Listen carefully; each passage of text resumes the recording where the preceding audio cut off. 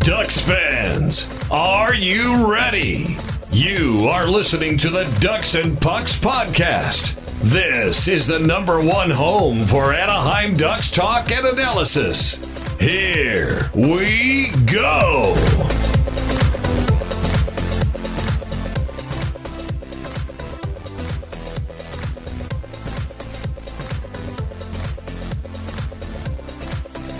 Welcome to the show. This is your host, Mike Walters, along with my co-host, Eddie Richard, and we are back to summarize the Ducks' defeat against the Vegas Golden Knights, unfortunately.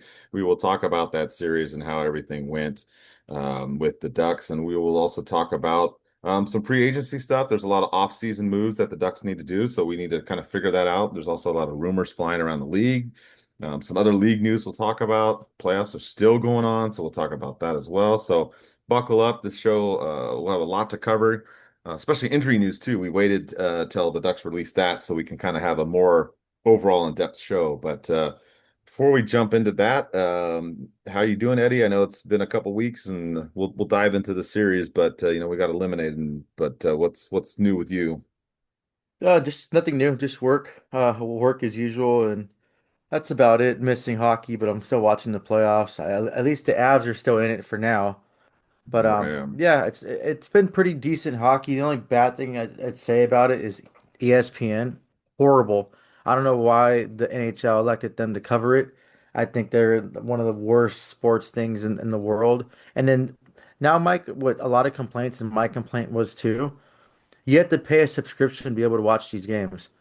It's just nuts. Like you want to grow the game, but you're making fans pay that extra. I had to pay an extra, I think it was $30 on Disney Plus to get the ESPN added on there, so I was able to watch some of the Ducks games and watch the Avs games and the Habs games now.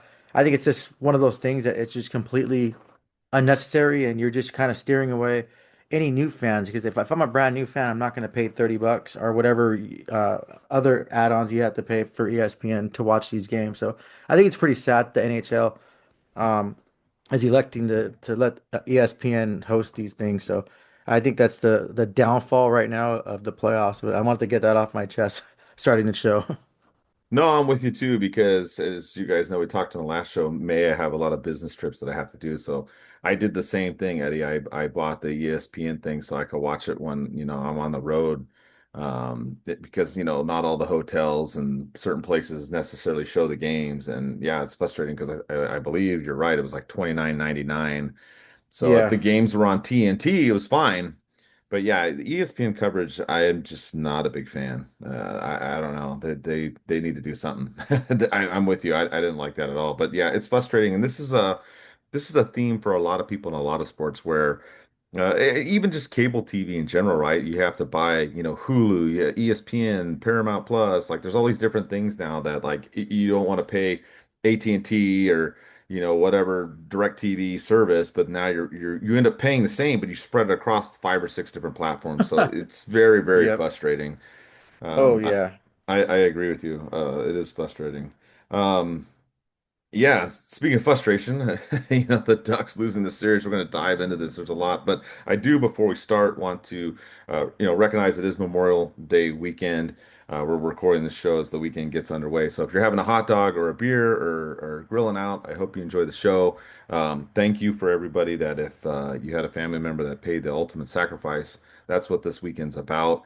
And also for all of you that currently do serve, there's obviously a lot going on in the world. Not gonna go into too much on the world stage. We're going to obviously focus on sports, but I just want to recognize everybody that lost a loved one or is still serving, and just appreciate that. And I know, Eddie, you share the same sentiment, being a veteran as well.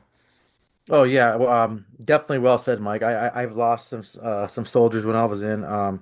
Fortunately, I lost a few to suicide too. So if you guys are ever feeling suicidal, be sure to reach out to someone. There's always help out there, and there's always an alternative way. But yeah, I just want to thank everyone, family and friends who's been there too for their loved ones. I know it's not easy, sir. Yeah, especially a spouse having to watch their loved one leave. If you lost someone, and then my deepest condolences. But yeah, thank you for everyone, and let's not forget that this this 3-day weekend is just not about the beer and the barbecue, but it's about the people that paid the ultimate sacrifice. Exactly, Eddie. Well said, 100%. All right, so let's just dive into it. Unfortunately, this is the Ducks elimination podcast, but we'll also, like I said, be talking about the offseason moves with the cap rising and a lot of it's even though the Ducks lost this series, Eddie and I kind of talked about this a little bit before we got on here. There's a lot to be happy about with this team. I mean, this Ducks team this season made the playoffs. There's people that didn't think they were going to make the playoffs in the beginning, even later in the season. They played Edmonton. People didn't think that they were going to beat them, right? We talked about that on the podcast when it was like 95% or 99% or whatever. The people that they were polling in the media said Edmonton would win. The Ducks won that. And then um, they played Vegas, and a lot of people didn't give them a chance there. Eddie and I both thought it would go to 7 games. It ended up going to six, but it very well could have gone to seven. We'll talk about that. I feel the Ducks in this series, there's a lot of things that could have gone a different way, and they could have won and pulled it out, or at least forced a game seven. And I think one of the biggest things that Eddie and I will talk about first with this team is special teams. We mentioned how that was going to be a key. Vegas Knights with the best penalty kill in round one, Ducks with the best power play. And unfortunately, the Knights were the ones that pulled out and won the special teams battle. The Ducks going 0 for 11 in the first 3 games. They did play better. They got 4 power play goals in the last 3 games, but too little, too late. And shorthanded goals killed the Ducks in the beginning of game 3 and 6 in the first period. The Ducks had some bad first periods there too, as well. Some of those initial things, but kind of what are your thoughts, Eddie? I know we'll kind of break it down. I already kind of went into the special teams play. How did you feel? I was at game 3. You were at game 6. I felt like the Ducks could have really taken control of this series in the first 2 games. I felt like they had the momentum in the first 2 games. Obviously, they got the split, which wasn't bad. But then it seemed like after that, game 3 getting blown out really kind of took the wind out of their sails, and they just couldn't really fully, recover from that, even though they were able to, at least win one more and force a game 6 in this. But what did you think? I really felt like the Ducks in the beginning had Vegas's number in the first 2 games, and I felt like it kind of slipped after that. Yeah, well, first of all, I want to thank you so much for the tickets, Mike. I had a blast. My brother had a blast, and my best friend ended up getting a single ticket and sitting near us too. So, like, despite the loss on Game 6, we all had a great time. Shout out to the guys at Really Cracked Podcast. I got to meet one of them, chat with them for a few father son podcast. Really cool guy. Yeah, hopefully we'll get him on the show sometime, Mike. We can all talk hockey together. I think that'd be pretty fun. Nice guy, good podcast. But yeah, I think the first 2 games were kind of just even, like, and you thought that it was going to be kind of an evenly matched. That first game could have went the Ducks' way. We had that controversial icing call. We had that Lacombe open net miss. In my opinion, I think the Ducks should have took game 1, and who knows what this rest of the series would have done. I was one of the people that didn't think the Ducks were going to make the playoffs this season, so I was wrong. And I'm happy to say that I was wrong. Mike, despite them losing in 6, I'm proud of this team. I'm proud they made the playoffs. I'm proud they made the stand against Edmonton and taking them out. I'm glad they hung with Vegas. And now see what Vegas is doing to Colorado and how dominant they are. I mean, it makes me even more proud of the Ducks and how they stood tall and pushed this series of Game 6 and almost a Game 7 if that Game 6 would have went well. But yeah, you have to hold your head up high if you're a Ducks fan. This team is just going to be trending upward, and got a little small sample size taste of what this team is going to become and what Verbeek is building and what Coach Q has done. Everyone's talking about it. A top player even mentioned it, giving all the Ducks the kudos, we'll talk about later. But yeah, Mike, like I said, if you're a Ducks fan, you have to hold your head up high and just be proud of this team and what they accomplished so far. Yeah, I agree 1,000%. I mean, the way that they came out and played in Vegas, I really thought that they, had that chance and that they could pull it out. And you're right, the first game, there was that controversy with the icing play. I mean, the Ducks did have 3 power plays in the first Yep. 2 periods, and they didn't score. So it's like if they would have done that, that icing probably wouldn't have mattered. Yes, you had Lacombe missing that goal, and there were a lot of people that were kind of on him and everything, but it's like, stuff happens. You're going to make mistakes and things like that. So I wasn't really too hard on him. I mean, yes, it would have been nice if he would have scored that too as well. But I think you're right. If the Ducks would have won game one and then obviously won game two, I mean, we would be talking about them playing your Avs right now. They could have probably won the series in 5 games, maybe six Yep. games. So that's how I look at it. I think the other part of it too is those first periods, the Ducks in games 3 and 6, very disappointing. They're giving up a goal, first shot in the beginning. You had power plays too in those 2 periods, chances to tie up the game, and instead you give up short-handed goals and then also a power play goal. I mean, the game 3 and 6 were just disastrous starts, which I knew when I was at game three, just like when you and I talked and you were at game six. After the first period of game three and game six, I already knew the Ducks had lost. And I Yep. know some people are going to sit there and go, "Oh man, da da da." And I remember talking to friends at the game intermission, and I wasn't trying to be boo-hoo, whatever. Well, you and I have talked about this too. The Ducks have been the comeback kids all season. We mentioned this on a couple of the podcasts. When you go down by multiple goals in the regular season, it is a completely different thing than in the playoffs. You get down by 3 goals in the first period. I don't know what the stats are. You can go look it up, but I'm sure it's like 90 something percent of the time that team goes on to win. It's something crazy like that. So when the Ducks got down game 3 and 6 by 3, I was like, okay, they're pretty much done. And I was more disappointed, I think, with game six because the Ducks came out saying how they were going to come out strong. They wanted to force a game seven and they were going to do all this stuff before.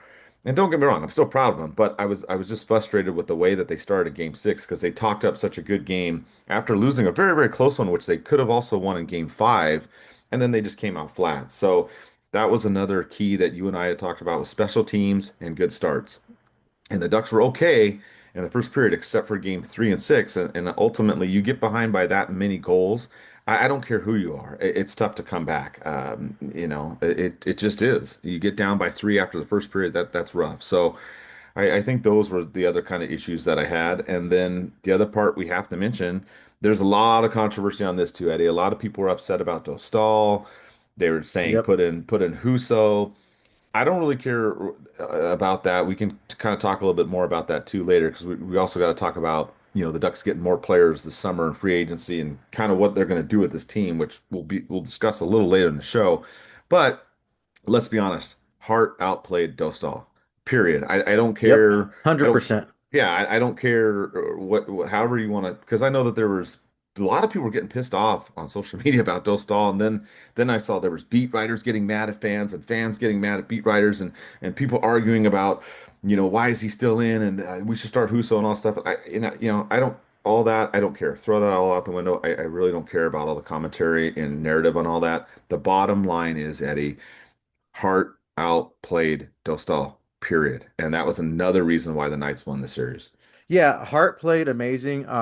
He's just like stood on his head. Not bad for a $2 million guy. I think Vegas found their goalie of the future. I think Hart came in this playoffs with a lot to prove, especially with the past and everything that happened.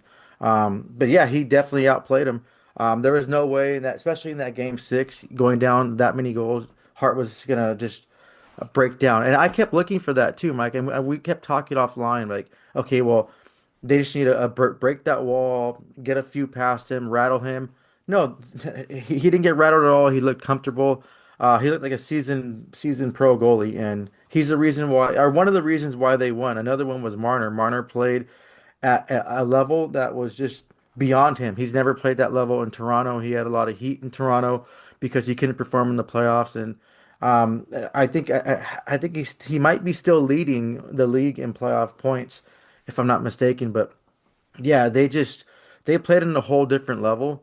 And then again, with Vegas blocking as many shots as they did and having their back end blocking shots, I think that helped Hart and had helped him seeing those kind of angle shots that you're supposed to save. I don't know what happened to Dostal. If the nerves got to him, I was assuming it was some kind of injury, but obviously that wasn't the case. I just think he just got rattled. I think there's a lot of people that have good regular seasons. In any sport you play, that can be basketball, that can be football, anything. You'll have players that just dominate in the regular season, and you'll have players that just totally just shut down in the playoffs when the stakes are up. Playoff hockey, is what we just seen, and what we're seeing now is a complete 180 from the regular season. Everything's amplified. The hits were up. I mentioned the Ducks were not physical enough in the regular season. They pumped up the hits this series, and they were just as physical as I wanted them to be. It's just everything just is amplified, and some people go and they can answer that call and they can rise to the occasion. Others can't. Same thing could be said about Killorn. Killorn was kind of, I want to say, mediocre, Mike, in the regular season, but he really ramped it up in the playoffs. Like he's a playoff guy, and that's why they signed him. That's why they got him. But yeah, I think goaltending was the issue. You're not going to start Huso. I was seeing people saying start Damian Clara. You're not going to put a fresh, brand new rookie in there um, into a playoff game like that. That's kind of pathetic. Yeah, some people can do that, but that's just setting someone up for failure, especially with the Vegas team that can score at will. But yeah, I think the Ducks need to address this issue because they had no 1B. It was just they had Dostal and they didn't have anyone else. So you're not going to put Huso in. Huso is not a 1B goalie. He's a decent backup. And Mike, you did mention too that Dostal that they played him a hell of a lot in the regular season. Maybe it was just fatigue. Maybe he just got too tired and he just kind of wind it down. Who knows? But obviously his game needs to improve if you want to make it far in the playoffs. I think goaltending is probably one of the most important things in the playoffs. I think they can win you Stanley Cups. They can stand on their head.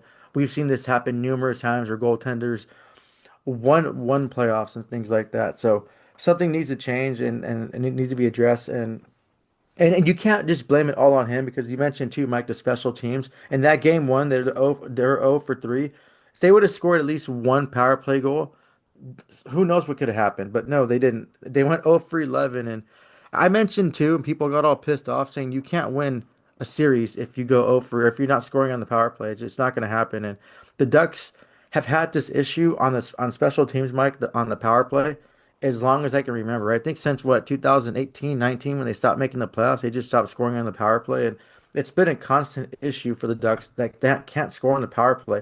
I don't know what's going on. If they need to hire a new coach, I don't know if they have to bring in a legitimate sniper. Well, they had Cutter with a beautiful shot, but they just for some reason they can't get it together on the power play. And if they can fix that issue, this series would have been going the Ducks' way. And who knows, the Ducks could have been 2-0 against Colorado, just like Vegas is right now.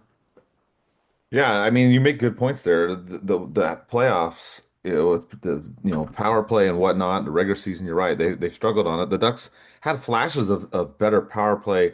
Remember at the beginning of the season, then it kind of faded, kind of went up and down. That was kind of inconsistent the rest of the way. It was fantastic against Edmonton. They were 8 of 16, 50%. And then they ended up going 4 for 21 against the Golden Knights. The 0 for 11 in the first three games, and then 4 for 10 in the back three. But obviously those poor starts, kind of did them in those like we talked about. The other thing that you brought up, which is a good point, and Vegas is doing this to the Avs too right now, and they've been doing it, to Utah and the Ducks, is blocking shots. They blocked 100 shots against the Ducks in that 6 game series, which is crazy. They're getting in lanes and just blocking shots. I mean, the Ducks outshot the Knights by 40 shots. The Ducks had 40 more shots on goal, but Vegas blocked 38 more shots than the Ducks. The Ducks blocked 62, Vegas blocked 100. And that's what they're doing. And I think that was part of it too in this game. You were talking about different performances with players like Killorn doing better. And then we saw Kreider kind of faded out as the series went on. He kind of had a good start and then slowed down. Even Carlson got slowed down. Vegas was taking away the center of the ice. They were pushing guys to the perimeter and they were blocking shots. And that was a huge thing that helped them and also helped Hart as he was seeing the puck because you have these shots coming from long distance in the perimeter. Ducks weren't getting in as close like they were against Edmonton. And that was part of the deal there too, as to why that the series didn't go the way that it did. And then I'll throw it in here too because the injuries and things like that. We wanted to talk about this and waited kind of on the show because I really felt like the Ducks first line disappeared. I felt like Terry, Kreider, Carlson disappeared as the series went on. I felt like they had a good couple first games and then disappeared. But knowing what we know about Terry now, which is insane, that he had this hip injury for several months and couldn't tie his skates since January, is nuts. So kudos to the Ducks training staff and everything to maintain him and for him to actually play. And Um, Tyna skates. I know to me that's crazy. That's crazy. But I don't know. I just felt like that was a lineup change that maybe Coach Q could have done is maybe break up that line because they just weren't as effective as the games went on against Vegas. I felt like they could have changed that up a little bit. Gauthier didn't have any goals, but he had all these assists all over the place. I mean, they just weren't. I don't know. They were having a hard time getting stuff going in this series. And I don't know. I think some of the lineup, not to be too critical of Coach Q, but I think some of the lineup changes could have been made in there. I know he took out McTavish for a couple games. I wasn't really big on that. I didn't like McTavish being out and then bringing him back in. Also, we found out Minchikov had an MCL strain. To me, I don't know why he was playing as much as he was. I think Zellweger came in and gave the Ducks a spark. And you had Hines too that sat out a little bit. I would have rolled with Hines and Zellweger back there. I mean, I don't know. That's just it's hard to go back and criticize, but now that you know the injury news and how it is and what happened, that's just something that I kind of looked at, Eddie. We already knew that Gauthier, that's the other part. Gauthier had these L1, L2 fractures in his back. Are you fucking kidding me? And he's playing and still contributing? Like Terry and Gauthier are like the ultimate studs on the Ducks. Like they already had my respect. They like just even more have my respect. These two guys were phenomenal to gut it out, contribute to the team, and do the stuff that they did was absolutely amazing for those two guys. So I mean my hats off to both of them. I can't you can't say anything bad about those guys. I just think maybe some of the lineup tweaks Coach Q maybe could have done a little bit better, and that might have helped out a little bit, Eddie. Yeah, another thing too, I didn't mention Mike about Vegas and their defense. They kept the Ducks on the outside. They didn't really let the Ducks crash in the middle and get Yes. those higher danger scoring chances. So it was easier for Carter Hart to take those angles away. Um, I think that was a good job on what Vegas did besides the blocking shots. We know McNabb's a shot blocking machine. He's always been, I want to say, top five in the league on blocking shots. Um, so that's his role, and he does a really good job at it. Fuck him though for hurting Paling and that cheap shot he did. That's my one F word of the day or F word of the show. But yeah, Vegas, I think they did a good job on that. Terry and Cutter, yeah, those guys were warriors to play with those kind of injuries. Yeah, I know they probably they had to had some needle therapy. There's no way they're gonna play like that without having some kind of numbing injections. That's just crazy. It just, what's funny too, and I saw a lot of people talking crap, and they always will, and they're all going to be right on every fan base. But do you always compare hockey players to basketball players? A basketball player gets a split a hangnail or gets a cramp, like that picture of LeBron years ago. He got a cramp and he had to be carried off the court because he's a little bitch. It just hockey players are one of the toughest people and warriors on the planet. Like they'll play through anything. It's just crazy. It's nuts how Terry's in there and can't even tie his own skates. That's just absolutely nuts to me. And it's like you said, Mike, 110% respect, especially Cutter. He was still producing at a good level. Yeah, he didn't score any goals, but he was still creating opportunity. He was still making good plays, making good passes, putting shots on net, um, getting those just getting in those areas, those dangerous areas in the power play. I think he did a really good job. I didn't think he was injured at all. He didn't look injured. Um, I just thought it was one of those, series going for him. He couldn't score a goal, but I mean, there was no lack of trying from them. You couldn't even tell. These guys just didn't bitch, didn't complain. Even after, they're not using it as an excuse. They just, yeah, Mike, these guys have my respect. They have everyone's respect, and it just, I think when the hockey world found out these injuries, it was just kind of like, what the f? Dude, that's just crazy. Them playing like that, like it reminds me of Matthew Tkachuk when they won the cup. He had a broken sternum, and his brother Brady Tkachuk had to help him with his equipment and his skates. It's just these guys are just they'll do anything to win, and I think this proves how much heart these players have. And I mean, I had no doubt they had heart, but it's just 110 more respect for them. It's just, Mike, it's just crazy how these injuries happen, and they're out there still playing and playing a physical series at that too. Yeah, and the good news too for the Ducks is it looks like All the injuries aren't going to be long term except for Terry. Hellison had a groin sprain. Sounds like he would have been good for like the Western Conference Finals if he made it. Gudis, we knew had his ankle injury. We saw that against Calgary, and then of course we saw that in the first game against the Oilers. They said he would have been good for the next round. Paling, thank God you talked about him and McNabb and that nonsense, which we'll get to a little bit of that too in Vegas's reaction a little bit later in the show about them being sore winners, basically, is what the Knights are. But Paling did have a concussion. They said he's all cleared and his symptoms are good. Thank God, because he's had a little bit of those injury issues in the past, so he's good to go.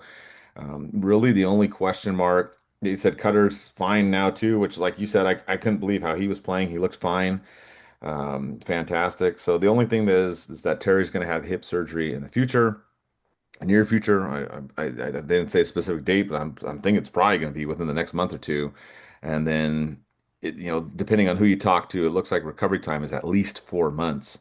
So the Ducks might not have Terry at the beginning of the season. It's a little too early to talk about it, but I just kind of want to throw that out there because we're going to talk about some free agency and things like that. But you're absolutely right, Eddie. Hockey, got all the sports. There's just warriors out there playing.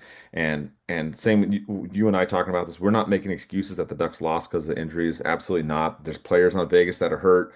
If anything, what did frustrate me is that the Ducks lost game 5 and 6 with McNabb being gone early on against the Ducks in that game when he knocked out Paling. He only played like in the opening minutes when that happened, right?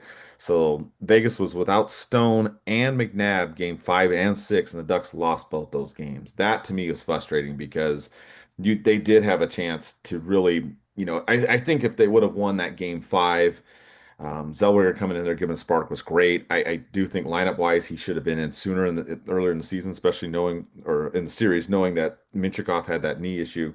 But again, 2020. But I really think if the Ducks could have won Game 5, they do pull it out and finish the series in Game 6 at home. Or like we talked about, gets forced goes to Game 7. But that was a little bit of my frustration is the Knights were a little depleted in the last couple games, and the Ducks still couldn't get it done, Eddie. Yeah, it gets frustrating, but you have to think this team's still young. They're still learning. It's just it's one of those things that they're going to build from. All this did was just give the Ducks players more experience to put in their tool bag, and I think they're going to come out strong next season. I think they're going to be competing for a Pacific Division title next season. And I think it's going to be a different style of Ducks playoffs.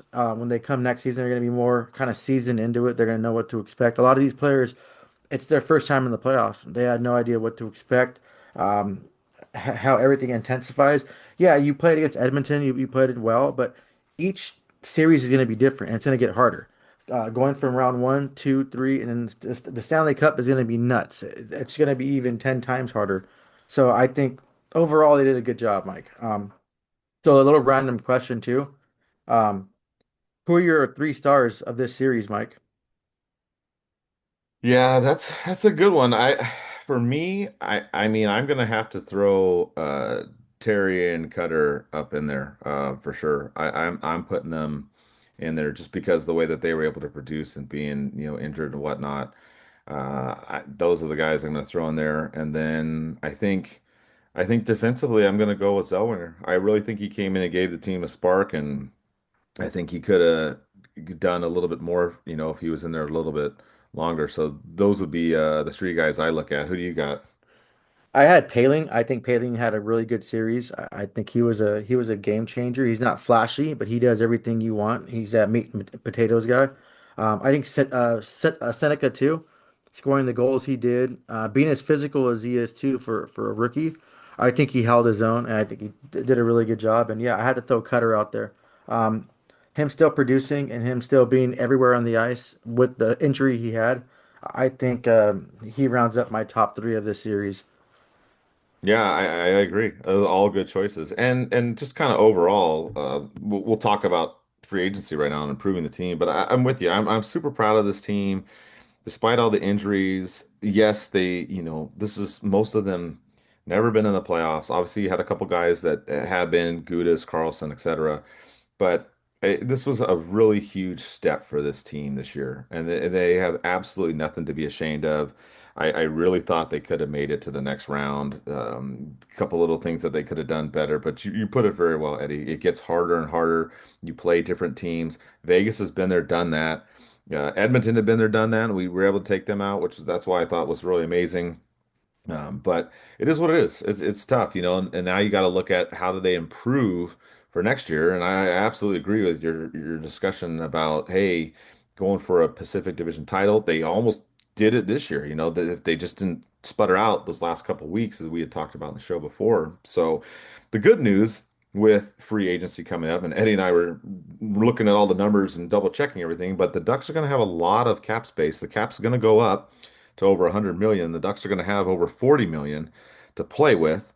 The caveat, though, of course, is that they're going to have to figure out Carlson and Gauthier first, and all the projections out there saying that those two are going to take up about 20 million. So, or assuming that it's going to be around there, so the Ducks are going to have about 20 something million, it seems like, to play with. They're going to have to figure it out. Like I said, their RFAs are Cutter and Gauthier, Cutter Gauthier and Leo Carlson, and then you've got Hines, Minty, Moore, and Zellweger are your RFAs. Then your UFAs on the forwards, you've got Johnston, Harkins, VL. Defensively is another big issue the Ducks are going to have to address. They got the other Carlson, Gudis, and Truba in there. We can talk about that. And then you've got Mrazek, who it doesn't look like he's coming back, but and they're going to have to figure this out, Eddie. And I think one thing you mentioned this to me, and it's going to be interesting to see how Verbeek plays this. You're looking at this breakdown of these people. You have this cap space. You have a lot of money that if you brought back Carlson was at eight, Trouba's at eight, Gudis was four. Those are kind of your bigger, heavier ones. Looks like you're going to lose Mrazek. He unfollowed all the Ducks on social media, so it looks like he's out. There's an account that everyone gets crazy about. But I think you had a good point. Is Verbeek going to regret not signing Carlson and Gauthier sooner than he did? Because Gauthier gets his 40 plus goal season. Obviously, Leo had a great season. You're going to have to try and sign these guys, and they're going to get paid. And I think they're Oh going to yeah. get paid more now than if you would have tried to sign them to bigger deals like you did with Lacombe to start the season. So I'm wondering how this is going to drag out. Elliot Freeman talked about this on his podcast too. Is this shit going to drag out all summer and go to training camp? I really hope it doesn't. No. But I don't know. I mean, what do you think? Do you think Verbeek kind of messed up? Like he should have tried to sign one or both these guys sooner, or you think it'll still get worked out? I mean, thank God we have a lot of cap space, but if you want to improve the team, I mean, you got to get some more supporting cast, not just Leo and obviously Gauthier back. Yeah, yeah, if it's with Verbeek's fault that he screwed up, if it's their agent telling him, "Hey, let's wait to the end of the season," and kind of gambling on their client, then no. But man, Mike, it's kind of hard. It's gonna be harder for Verbeek right now to, man, I don't know, Mike. It's kind of the seasons they had. They're gonna get paid, like you said. I think if it was up to him and not the agents, he should have started banging out deals ahead of time. It could have saved him a few million dollars. I mean, now Cutter's a 40 goal scorer. He has that under his belt. I don't think he's gonna slow down. His shot is just too fast. I think um, he's gonna get paid. I think it's gonna be 10 plus million for both these guys. And you know what? It's worth it for them. Um, can they get more? Yes. I know a lot of teams now are paying players on what they're gonna be. I don't think Verbeek's like that. I think he's gonna pay them for what their production is now. But it's he could have saved some money if he would have signed them a lot sooner. I think even Jackson Lacombe right now, the money he's gonna make next season, I think he could have got at least a couple million more from his play this season.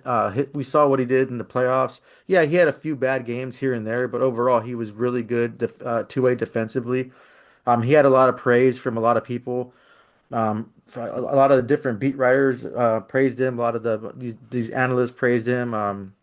Whatchamacallit, Brady Kachuk even went on the podcast and was talking about how he was always the best player in practice, and he was surprised that he didn't get any games playing when he was playing for Team USA.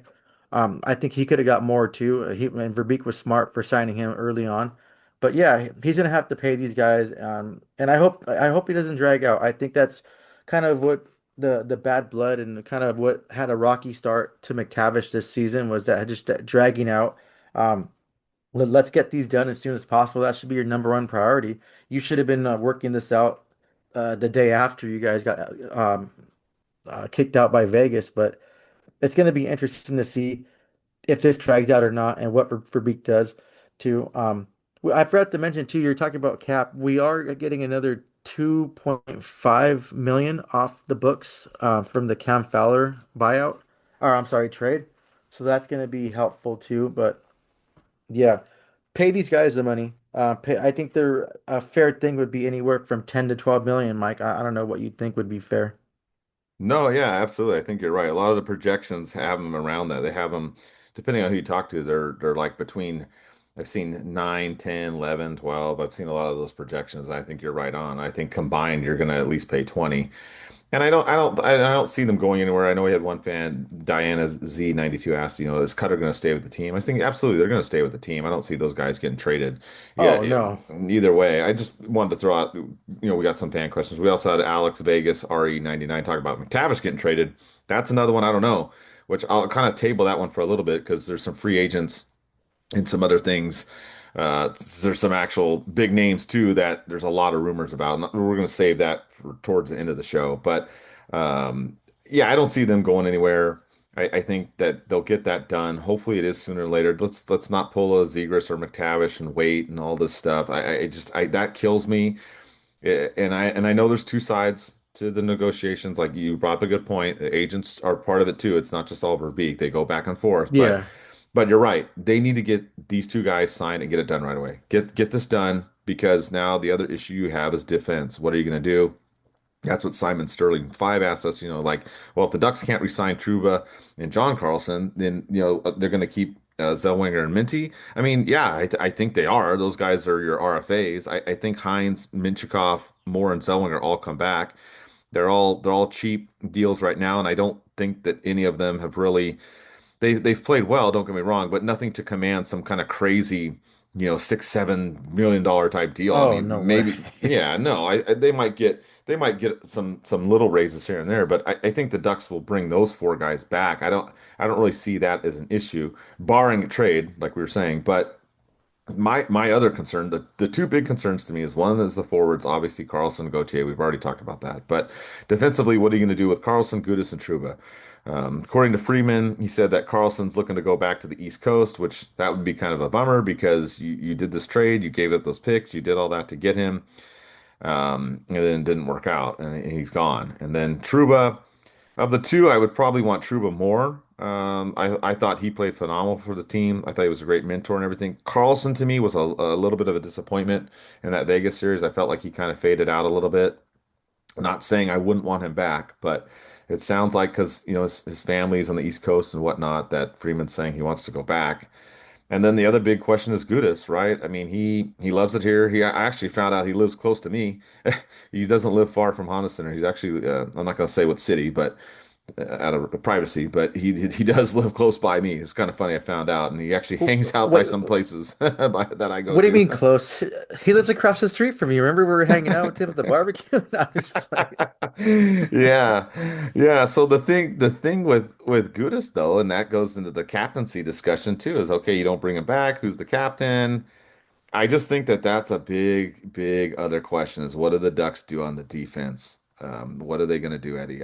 Yeah, I mean, what do you think? I mean, I would like Truba back for sure. I know a lot of people have different opinions about Gudis. There's people that don't, there's people that do like but if you don't bring him back, okay, now who's going to be the captain? I mean, then that's another discussion you go into. So I don't know. I'll just give you that little piece of it, and then we can I'll do the ad read, and we'll go into the whole league. We've got plenty of league news to discuss, which will kind of tie into some of this. But I'll give you that as a final. What do you think the Ducks do with the blue line in the offseason as far as the Um, agents? Yeah, I think what you mentioned, all the RFAs will come back. I know Minty had that there was rumors that that him and his agent requested a trade if he wasn't going to have be I guess like part of the Ducks core or something. I think the second half of the season he turned it around. He was made kind of part of the part of that team, and he was important to the team on the blue line. I'm not sure how true that rumor was. I know rumors go up flying around by these analysts all the time. I mean, obviously, when the big time analysts go and mention it, there's kind of has to be some truth to it. I think he's happy now. He had a big role second half of the season. He had a big role in the playoffs, and he didn't play that bad in the playoffs despite his injury. I think he played fairly well. So yeah, I think they all stay. I don't think, like you mentioned, that they'll get small raises. I think it's all going to be, I want to say under 3 million, and they're going to be bridge deals. I don't think they're going to be anything significant like that. They're not going to make Carlson cutter money.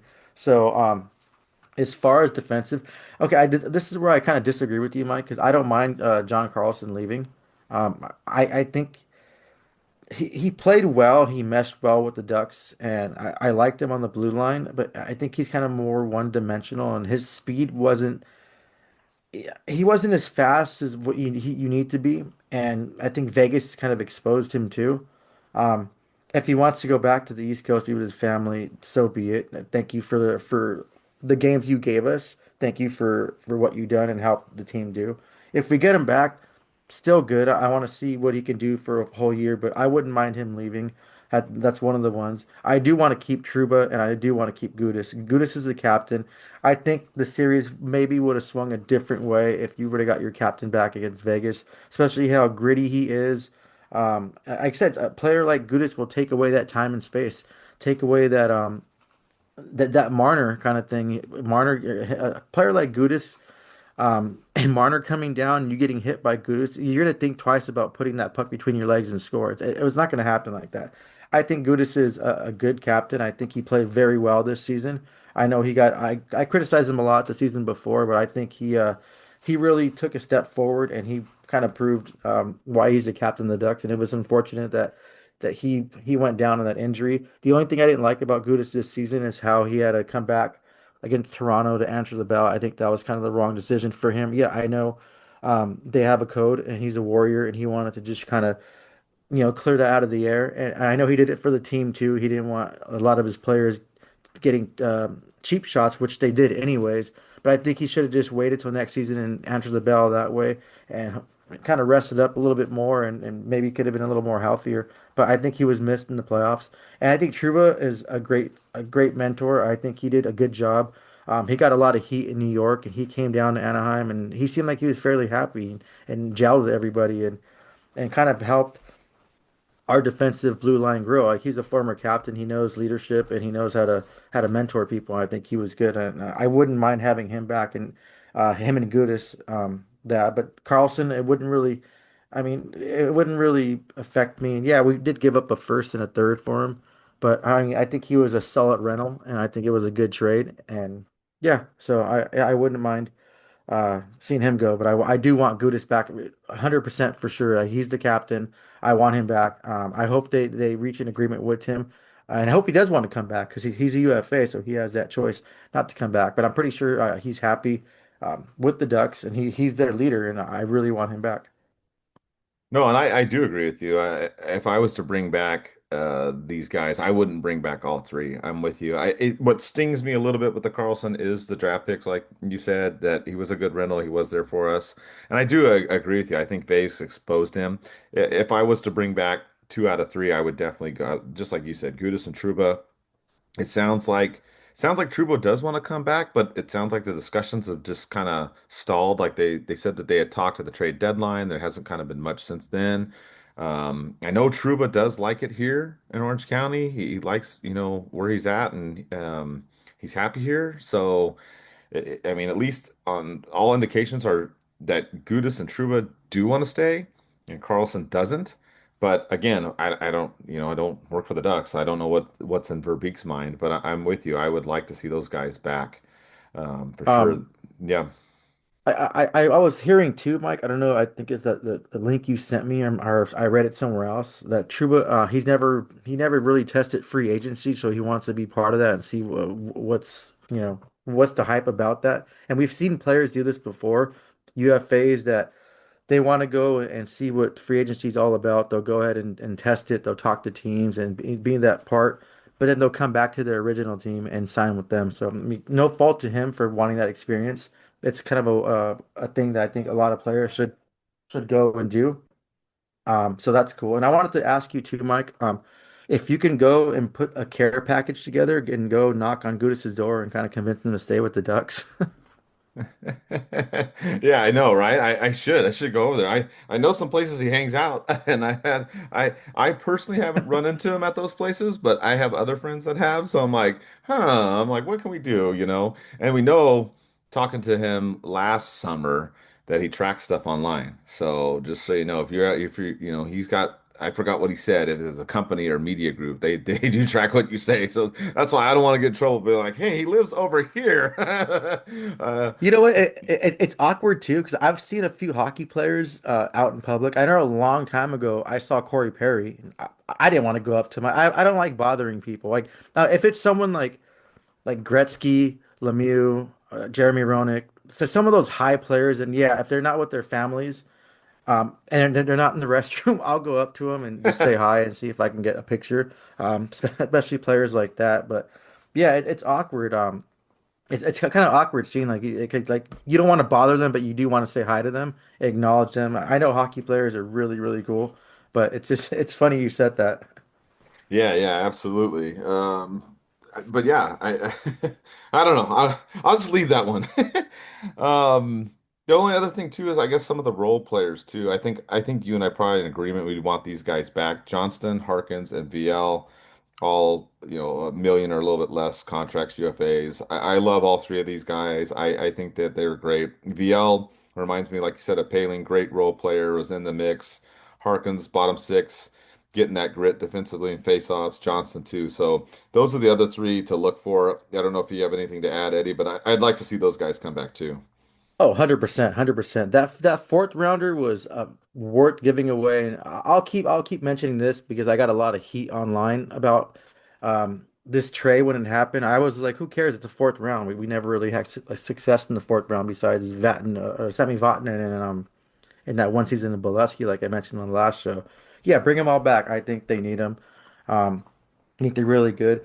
I forgot to mention too, if I could rewind, Mike, I forgot to give a shout out to Tim Washi Yes. on the Vegas series. He did a hell of a job in the faceoff circle. So I want to just give him a shout out. I believe it was him, right? It wasn't Hart. No, it wasn't Harkins. No, no, you're right. You're right. Yeah. Yeah, Well, yeah, yeah. So yeah, shout out to absolutely. him. That face-off circle. I mentioned this time and time after the show how important it is to win face-offs and that can determine games. And I think he did a hell of a job. So congratulations to him on a great series too. No, I agree, and I think that's a great point. All right. So Yes, do you think Vial gets a little raise from the 780 he makes? I Like a know. small a small little bit. Maybe the same kind of like similar to Ross Johnston that maybe in the 1.5 million I think would be fair, right? For Yeah, both of them. I would give those guys raises. I would bring them back and give them raises. I do think. The one other thing I guess we didn't mention on the show about this series, and I'll kind of close out this whole thing on this, and then we'll get to the league news and our DraftKings sponsor and whatnot. But one thing I did notice, Eddie, and you probably saw this too, was as the series went on later, the Ducks kind of got off their game a little bit. They got a little frustrated and took some dumb penalties. Don't get me wrong, there were some crappy ass calls in this series, and I'm not, Oh I'm yeah. not, I'm not, I don't want to get into that too much. We talked about the icing in game one. That was probably the ultimate worst one, but I don't want to get too much into it because there's bad calls on both sides, and I'm not saying that the Ducks lost because of that, but I felt like the Ducks one thing I hope that like Biel and Johnson did learn because they kind of got a little angry, a little bit too much at times. It wasn't disastrous, and there were the refs involved. So that's my only thing with them. I do want them back. I do think they're great, but I hope that they learned from the playoff series you can still get at the other team and get at them, but do it the right way. Do it to where you're not retaliating and getting penalties because there was some of that. Even Seneca did that one, which even then I felt like they railroaded Seneca, and Oh to him I yeah. would have been absolutely pissed with what happened in that situation. But that was just one other thing I wanted to throw in there, Eddie, about it is just Vegas did a good job of getting under the Ducks' skin, and unfortunately some of our guys bit for it and got called for penalties. I totally agree with you. I love the physicality. I love those big hits and everything, but you have to do it within reason. You have to kind of pick and choose. Am I going to sacrifice a penalty? Seneca, you can't really blame him. We've seen this time and time after. Rookies aren't going to get the call. They're not going to get the benefit of the doubt. It's not going to happen. Look at Cindy Crosby, his rookie season. He didn't get any benefit of the doubts. It's going to happen. These refs aren't going to favor the rookies. It's kind of a rite of passage. You're going to get bullshit calls on you. I like how he defended himself, though. They were going after him, and he just didn't back down. He was still going out there, charging, finishing his checks.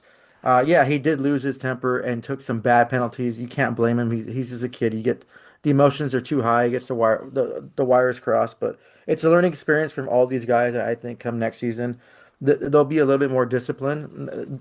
They'll be more disciplined, Mike, because they know how it is to have that final horn sound and you lost and you're out. And they know the feeling of getting eliminated. So they're going to do everything possible to kind of fix their game. And I think this team's going to come out stronger. And I think all three of these players that you mentioned too are going to just kind of tone up that a little bit.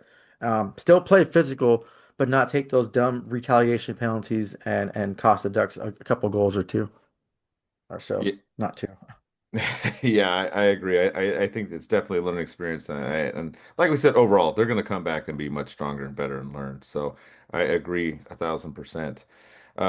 With that, I'll do a little ad read, and then we still got some other playoff games going on, and some like kind of trade rumors and things like that that we can kind of talk about. And Vegas getting in trouble too at the end of our series. We'll talk about that as well. But I do want to remind you guys that we are still part of the Hockey Podcast Network and DraftKings as well. The Stanley Cup playoffs are here, and DraftKings Sportsbook, an official sports betting partner of the NHL, has a new customer offer. When the ice gets coldest, the best players in the world show you exactly who they are. Playoff warriors turn up round by round, Cutter and Terry, and the DraftKings turns it up with them from the first round all the way to the Stanley Cup final. Bet player props, bet live from the opening faceoff to the final horn. Every moment matters. New DraftKings customers, you can bet just $5 and you'll get $100 in bonus bets. So download the DraftKings Sportsbook app and use code THPN so you're ready for the moment. That's code THPN. Turn $5 into $100 in bonus bets instantly. In partnership with DraftKings, the crown is yours. Gambling problem, call 1-800-GAMBLER or 1-800-MY-RESET. New York, call 8778-HOPNY or text HOPNY. Connecticut, call 888-789-7777 or visit ccpg.org. On behalf of Boot Hill Casino in Kansas, wager tax pass-through may apply in Illinois. 21 plus in most states, void in Ontario. Restrictions apply. Bonus bets expire 7 days after issuance. For additional terms and responsible gambling resources, see sportsbook.draftkings.com/promos. Boom. How about that, Eddie? Damn. Mike, if you're a betting man, who do you bet on getting signed first, Cutter or Leo? Oh, dude, that's a good one. I like that. You know what? Ooh, that's tough. Shoot. Oh man, that's a tough question, Eddie. Oh man, that's such a good one. Oh man, if I had to bet between Leo and Cutter, I think I'm gonna go with Leo. Leo? Oh wow. Yeah, I'll agree I with don't you. know. It's I'll agree hard. with That's a hard one. Yeah, I know. I don't even know why I asked it. If we're gonna have to think about that. But yeah, I think Leo will get it first. I think Cutter's gonna be a little harder. It's hard to come by a 40 goal scorer. That's rare in the league. I think not saying he's more valuable. I think they're kind of fairly equal. I don't think they should be paid more than 12. I think McKinnon gets 12.6. McDavid took a discount, only getting what 12 point something.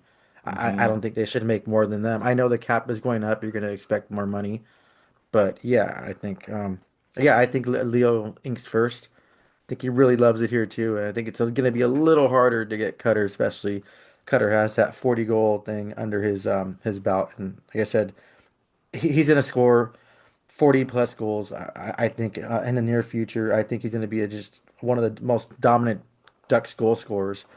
So yeah, that's going to be a little harder. So No, that's a great question. I think that's a good one.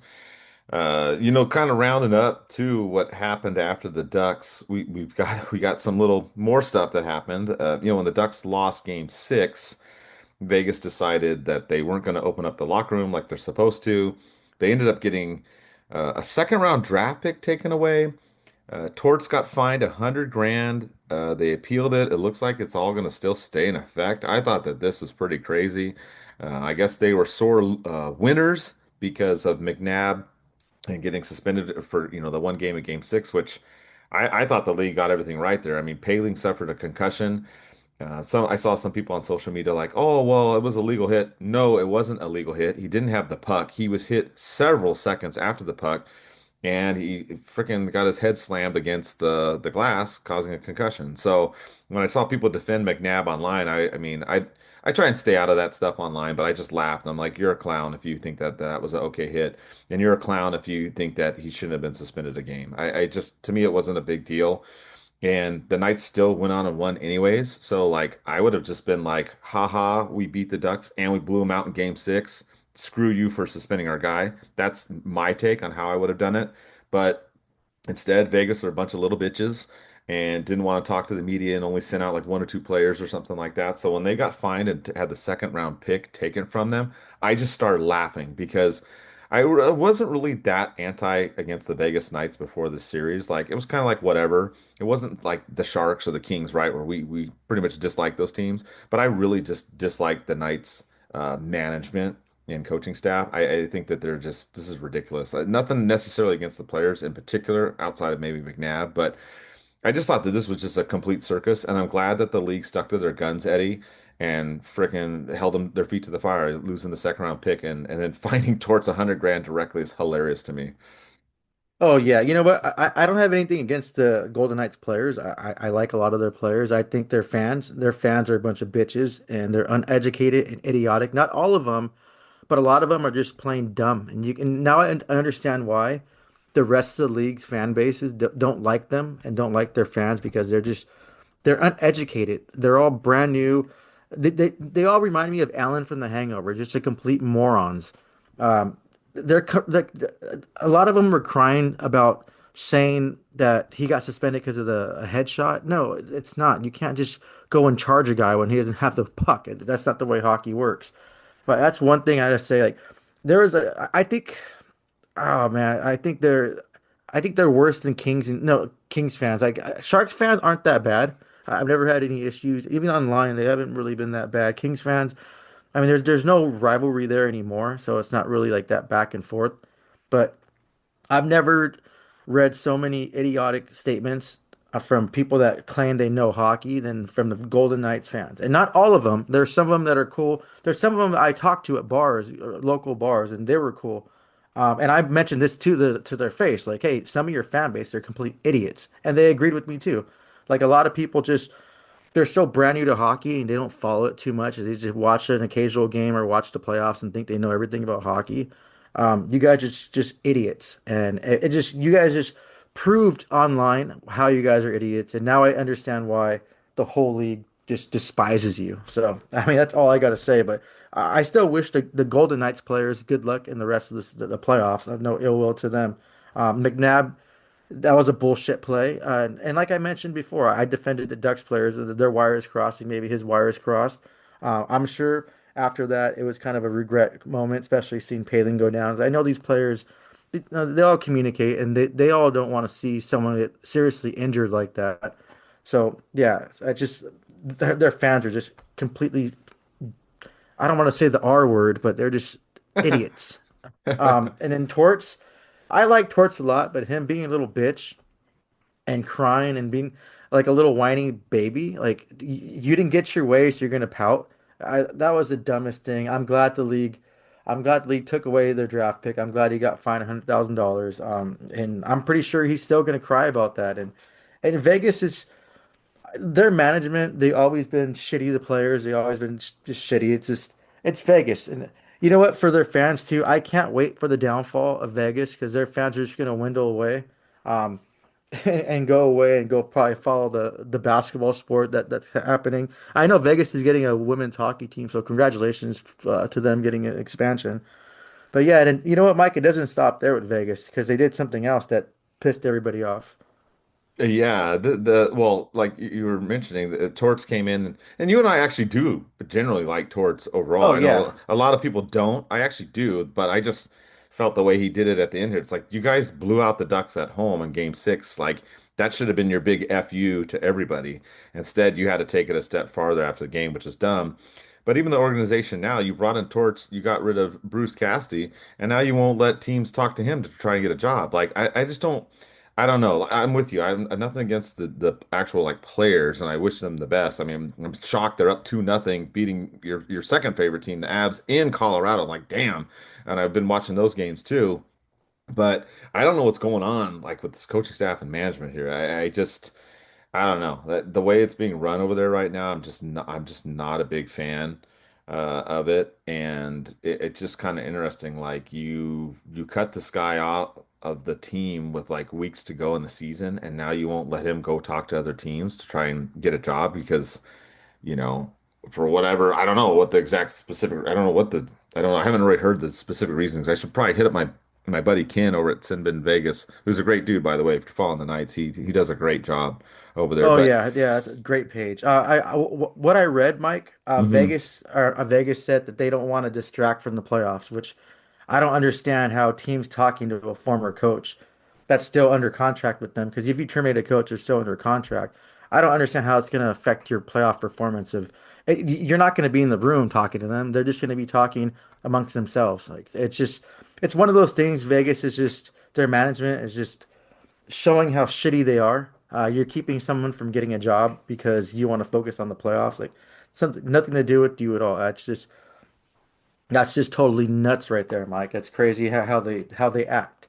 Um, Yeah. that's the only reason why I want to see them lose because their management. But I wouldn't mind seeing the players win. A lot of players I do like on the Vegas Golden Knights. I think it'll be a good like redemption story for Carter Hart.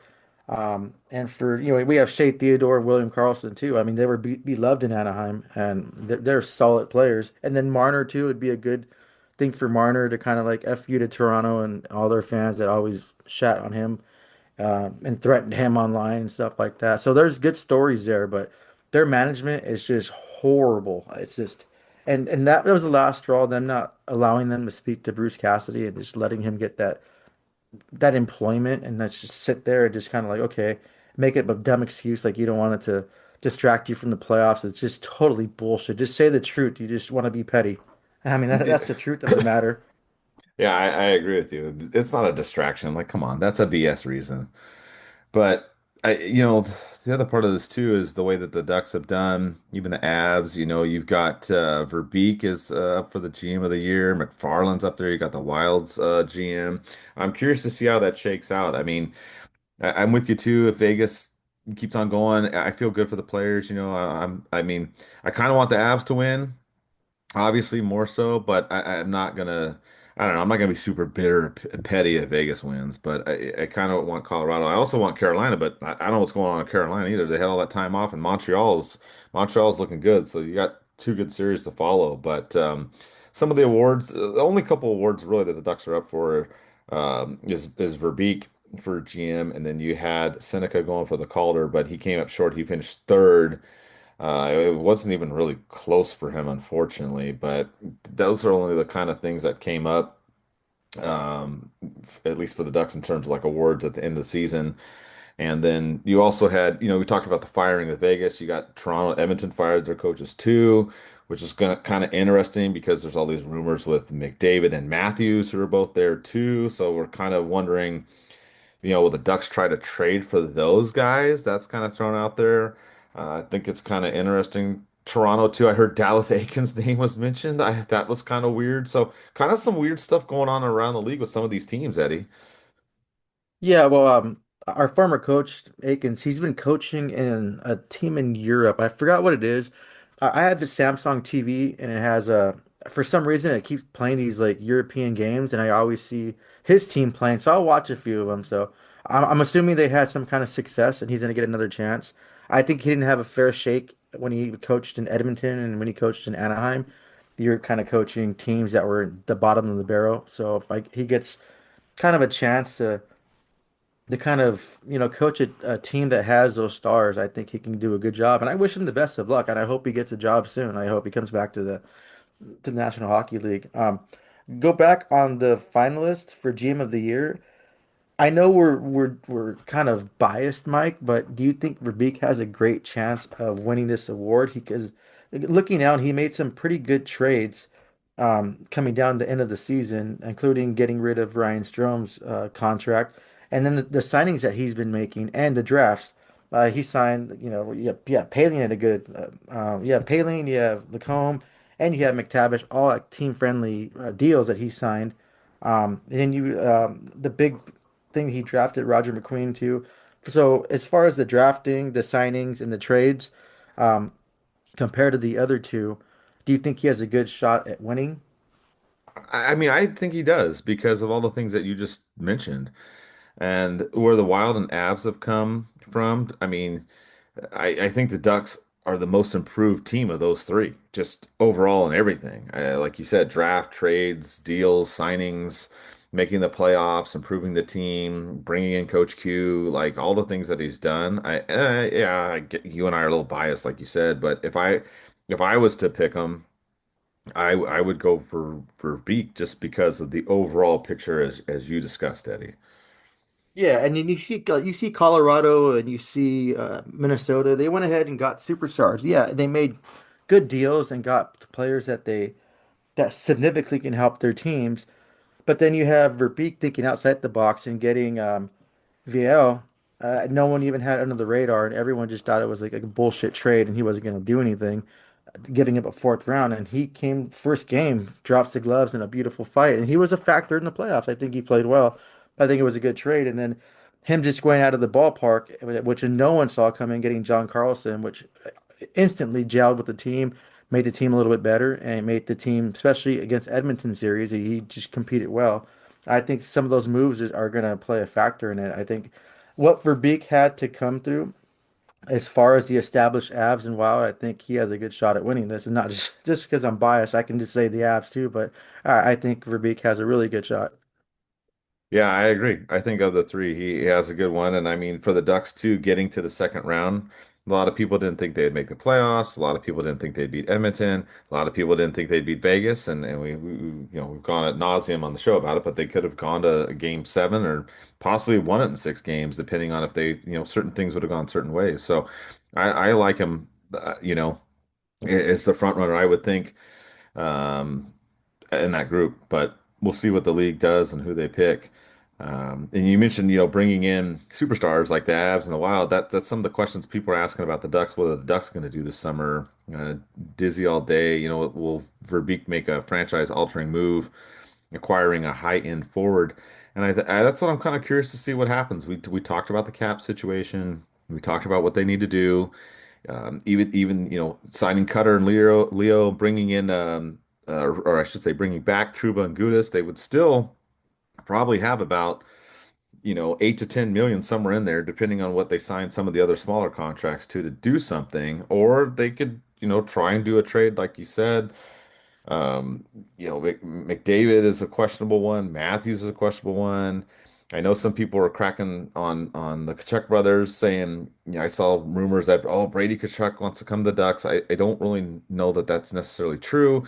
I think he really respects the team and the players and the way that they played, but I think that was more of a fan base generated kind of thing with Kachuk. Though, trust me, I would love to have Brady Kachuk. You all know he's like my fantasy hockey player go-to that I always pick. So I always have him on there, and I love him. But there's some other players out there too, Eddie. I don't know. What do you think? There's some other RFAs and UFAs out there. You think Verbeek tries to go get somebody? Once maybe the dust settles on bringing back who they want to bring back on the current roster. Oh, absolutely. And I think Matthews and McDavid, with 2 years left on their deals, I think every team's going to be trying to try to land one of those players. The Ducks are trending upward right now. They're going to be good for years to come. That's what they have.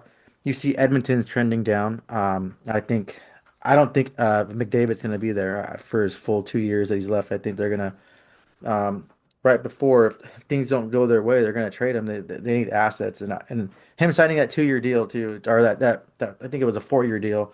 Um, just proves he wants to see where this team's going. And same with Matthews. Matthews, right now, Toronto. It's not trending the way they're supposed to be trending, and who knows, next season if they still continue that downward spiral after they get that first overall pick, who knows if Matthew just says, "Hey, well, you know what? I think it's time, but we move on." And I think that's something that Toronto has to really dive down deep and think. Do you want to continue building this franchise off Matthews? And if he leaves when his term's up, then you just kind of have to start all over again. Or are you going to bring in your first overall player and start trying to build a team around him if he's as good as everyone think he's going to be? So those things factor. A few names, Mike. I'm just going to throw them out there, and we'll dive more deeper close to the free agency. But I do like Bunting. I think I know his point production isn't there, but I think given the right team, he can change that. He's really physical and like hard nose in front of the net. We need that front net presence um, that can create a lot of space, the rebounds, and do things like that. A player that surprised me was Darren Radish from Tampa. He scored 70 points in 73 games. He really just I don't know. I think he just gelled with the team. He only made 975K, so obviously he's going to get a raise from there. But defensemen like that, if we do lose defensemen, I think that can be really well on the team.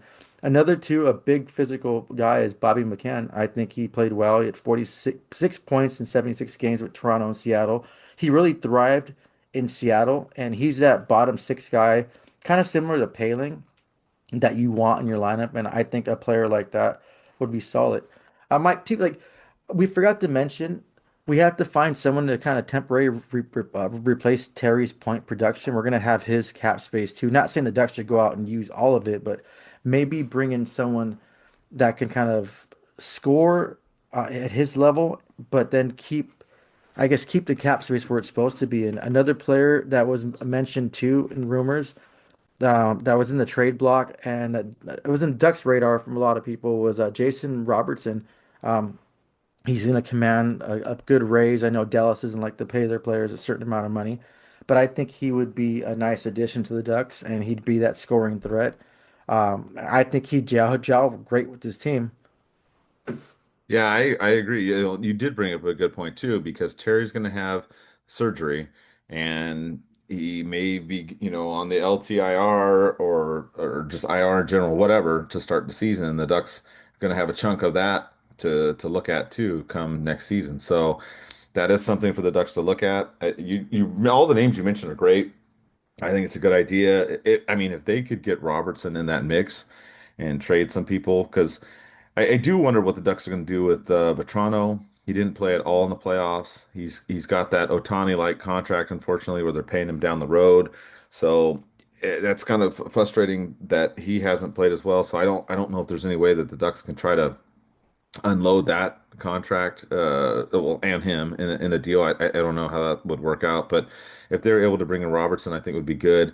And we've kind of mentioned this too, is you look at Dostal and look how he played so many minutes. I don't have the official stats, but I believe he played the most of any goalie in the league. Just in the NHL games. Remember, he participated in other other hockey events outside the NHL, but the Ducks also need a good comparable backup too, and someone that can play a lot of minutes. So I'm curious to see what they're going to do in there. Um, Anderson's been killing it in Carolina.